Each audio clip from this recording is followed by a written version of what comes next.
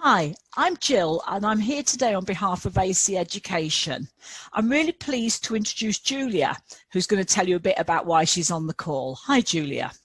I came to the positive parenting course, which you ran with AC Education, and I learned so much about it. It was it was such a good course, basically. Oh, thank you. But it's been a month now, and basically I'm sort of like back home full time with my children. And I feel that I'm sort of going back into my old ways. So I'm sort of shouting and screaming at them, and it's like a scratch record, and it's just I'm pulling my hair out, and I just can you help? I guess.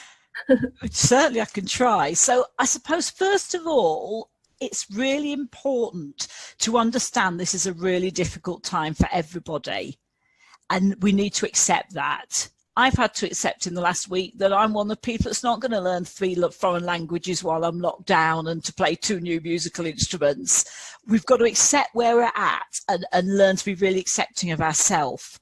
You're under massive extra pressure as a parent. You've got children to look after. You've got the worry of homeschooling. A lot of families haven't perhaps got enough money at the moment, or they're waiting to find out about jobs and things. There's the pressure of social media. So I want to start off by reminding you about the aeroplane analogy. Do you remember we talked about that on the course? Briefly, yes, I do. But if you can just remind me. Okay, so on the course we talked about going on an aeroplane, and one day we will be able to go on holiday again. Let's hang on to that hope. And we talked about the analogy that if a plane gets into trouble, we're all taught, aren't we, in the safing briefings, let the oxygen mask drop down and put your own mask on before you deal with children and perhaps elderly family members or whatever. And we talked at the time, didn't we, about how that feels really unnatural. The first thing we do is help our children, help old granny or whoever we've got with us. But actually, if you don't look after yourself, if you don't put that oxygen mask on for you, you can't look after other people. And that is just so important at the minute, Julia. I know we can't have perhaps our big treats, like maybe a spa day or going to the gym or whatever your sort of usual time out is. So just try and carve little bits of time out. A bath with some really nice music on and the door shut, some time alone, some baking. I really enjoy making bread when I'm pressurized, giving that dough some really good pounding, just some little bits of time for you every day, even if it's just 5 or 10 minutes here and there. The government doesn't say we all have to take our daily exercise together. And sometimes it's really nice to go off for a walk by yourself for half an hour. So that's why I'd start with saying, look after you first. Okay, thanks for that. Is there any other sort of pointers you can recommend? Or I think again, building on what we talked about on the course, we all need routine. I think we've all discovered that about ourselves in recent weeks. And I think if you remember on the course, we were laughing because I was saying sort of everybody arrives on a course and they're a bit anxious, like, what time's it going to be lunch? And I need to make a phone call to the children's school. I need to do this, I need to do that. What time are we going? Where do I get the coffee? And I said, I can always feel a visible sort of, whew, in the room when I say to people, this is how the day will work, this is where the breaks will be, this is what you do if you're not clear. And that's because we like routine. We like to know what's going to happen. A really useful quote that I've been thinking about, which I found on education.com. One of the most important things you can do to make your young child feel safe is to establish as much routine in his or her life as possible. Children and adults feel the most secure when their lives are predictable. When adults provide environments that feel safe, children learn that they can trust others to take care of them and meet their needs. So just as you did on the course, they begin to relax and feel free to explore the world. Does that make some sort of sense? Yeah, that's a really nice quote, actually. It is, isn't it? And totally. it's true of children and it's true of adults. So if you've got younger children, and I know on that course we had quite a lot of foster carers looking after quite little ones, you will probably set the routine up and you'll work that out. If you've got older children, work on it together, compromise, but set some ground rules. So personally, I would advise that you do not let teenagers become nocturnal. There is a massive temptation because it means you can crack on with all your work or other stuff or looking after the little ones in the day. So one family I know have set a ground rule that says children can get up whatever time they want, but every day, 11 o'clock, we all go out for a walk. And that just gets them into sort of a routine. You might say, I'm fine for you to get breakfast and lunch when you want, but we're going to eat an evening meal together. So make sure that you've got some kind of structure to the day. Make sure that work's balanced with fun. We're all human. You know, for children who are homeschooling, 2 hours feels an awful long time because they don't actually do that long at school without breaks or some group work or something. So, you know, make sure it's balanced with a bit of fun and use the routine that's out there. So I know a lot of people have got into the Joe Wicks morning fitness, something like that. You know, maybe many years ago, I was a childminder, and one of the things I found with the daily routine then was even the older children were quite tired by lunchtime. So the younger ones would have a sleep, and the older ones, that was a bit of a quiet time. So they would either read or we'd put on a film or something like that. So try and use the structure you've got to put some routine onto the day. How does that sound? Yeah, I totally understand what you're saying there, Jill. But I'll tell you another thing as well. What about the dreaded internet, you know, this online gaming? Because it's becoming such a nightmare, you know. It's such a worry for parents and foster carers, isn't it? Yes, certainly. I mean, I'm thinking about cyber safety. I know that AC Education have a really good course about that, so I won't overlap into that too much. So what I would say is sort of think about what is reasonable and be kind to yourself. Most children and most adults are going to have more screen time, however we define that at the moment, than they normally would. There are going to be times when we let them watch the telly a bit longer, or Netflix or a DVD, whatever it is. So I think be kind to yourself, because if you start off beating yourself up, you end up feeling anxious and frustrated with yourself. But again, have a think about some ground rules, and some of it might sort itself. So for example, if you've two parents working from home that both need the internet, my top tip is do not let your children be on the gaming machines because they eat up Wi-Fi. So quite a lot of households I know have had to say, no, there are no game machines during working hours. Either you're on the internet for school, and again, it applies to adults as well as children, or you're on the internet for work. You know, that's one thing to think about. Another idea that one of my clients has had is she has set the household internet to turn off at 9 o'clock every night. And she said, you know what? It's done us actually as adults in the household a lot of good, because it stopped us faffing with our phones or whatever. We either watch something that's on one of the main telly channels, or read books, or do something a bit different. So just think what are sort of reasonable ground rules for you and your family. And what I would challenge there, and I've touched on it a little bit, and it's certainly something we talked about quite a lot on the course, Julia, is example.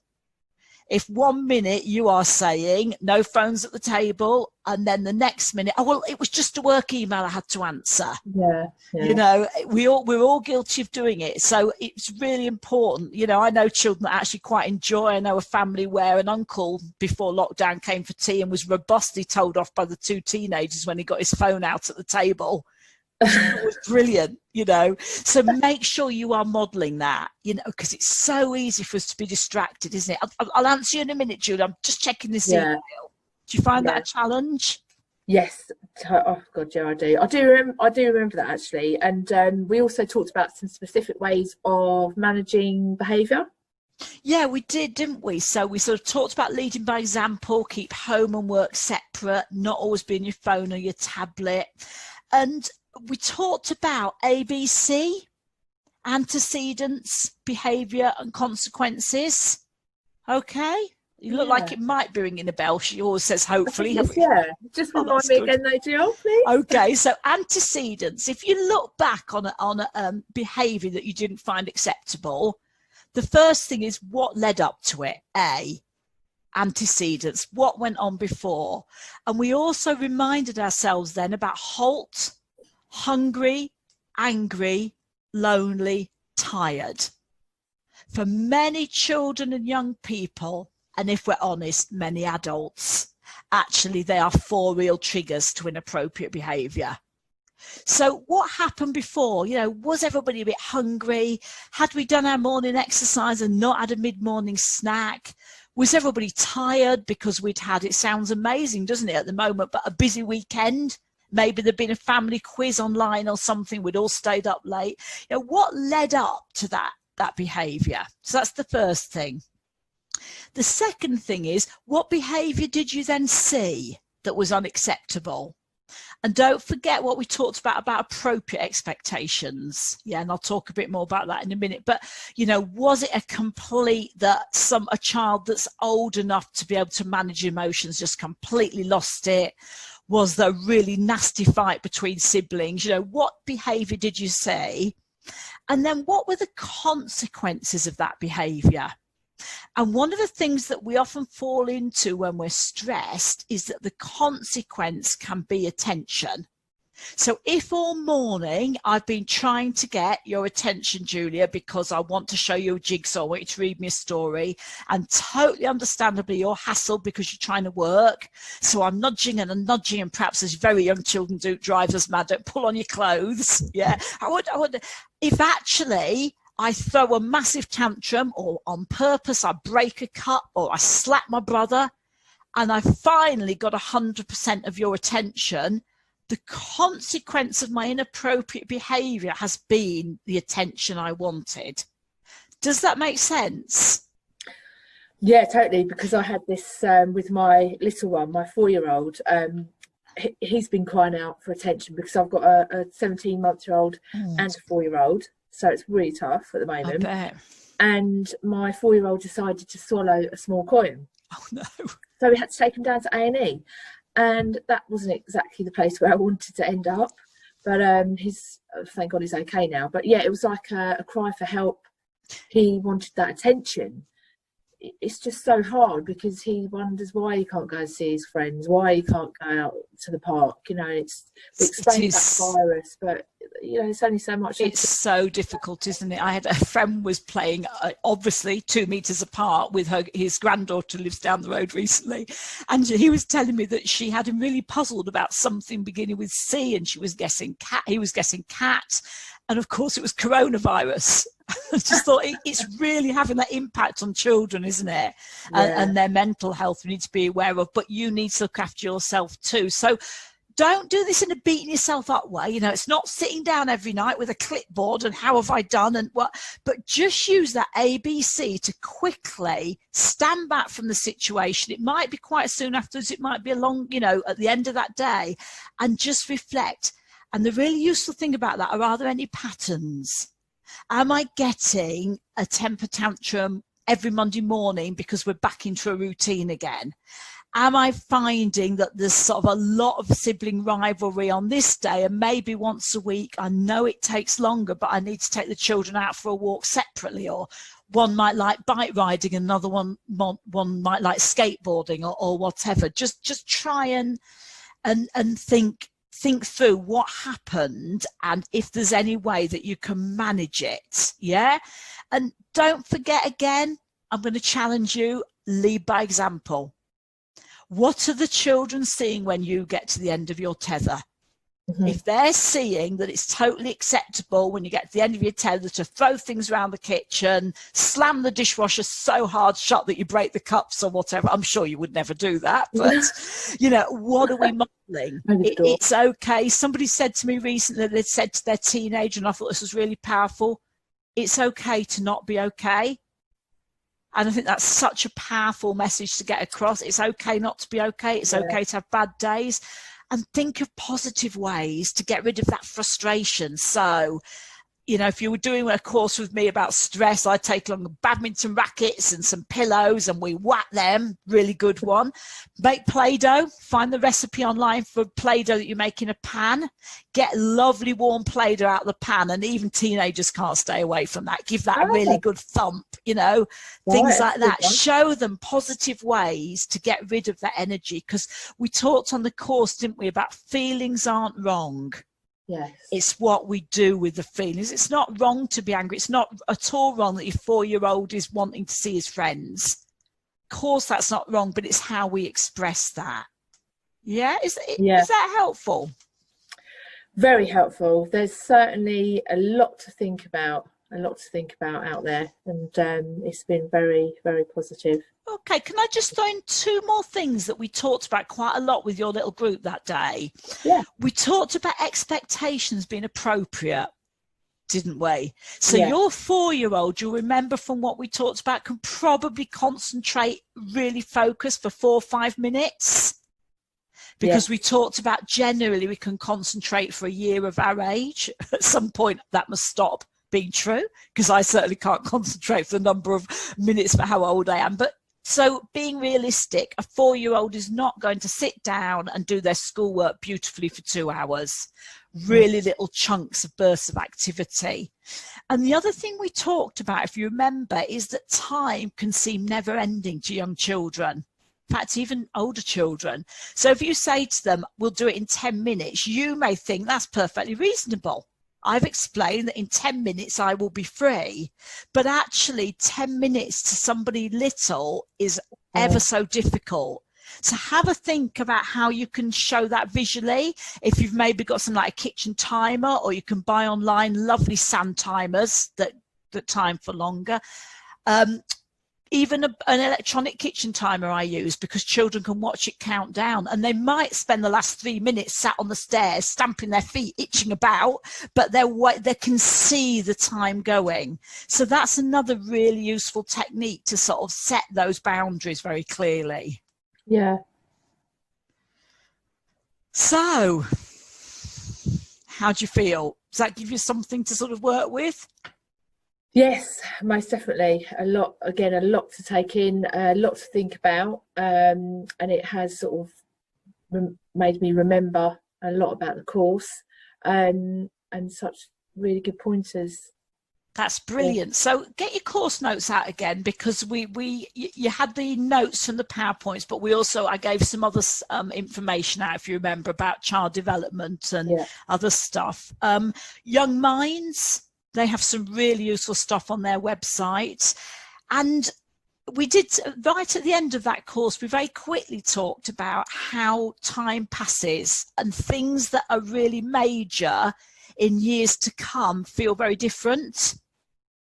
So just remember that time will pass and you will miss, that's absolutely fine. Try not to miss out too much of this. It's not brilliant, but there will be things we will miss. Yeah.